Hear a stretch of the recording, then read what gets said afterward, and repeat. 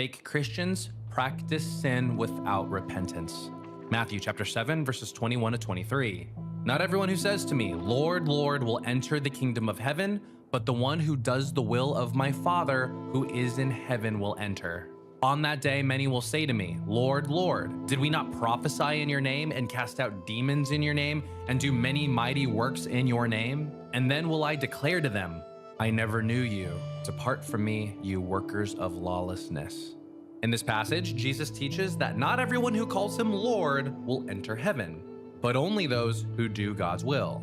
And even though some will say, wait, didn't we do all these good things? And to that, Jesus will respond to them, I never knew you. You may have done those things, but you are actually a worker of lawlessness. Now, I know that we all sin and mess up, but I would argue that fake Christians are comfortable living in sin and have no intention of repenting. People who messed up big time in the past were David and Peter, but they grieved and repented. And the reason why is because true Christians will hate their sin and do everything they can to turn from it. Fake Christians hate other Christians. 1 John chapter 2, verses 9 to 10.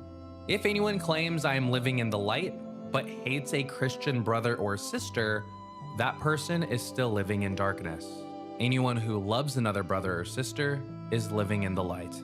In this passage, John teaches that anyone who claims to follow Christ, but holds hatred toward fellow believers, is still living in spiritual darkness, because true faith is marked by love.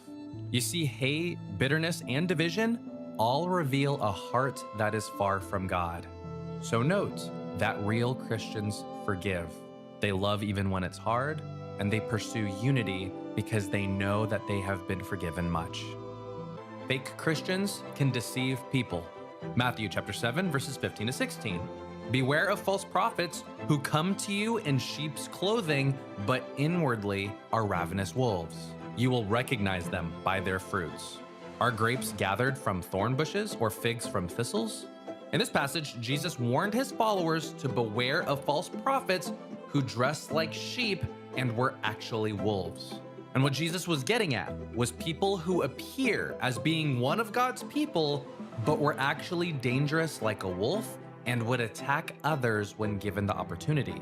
And this is where it can get scary, because Satan's followers do not play fair and they will try to deceive.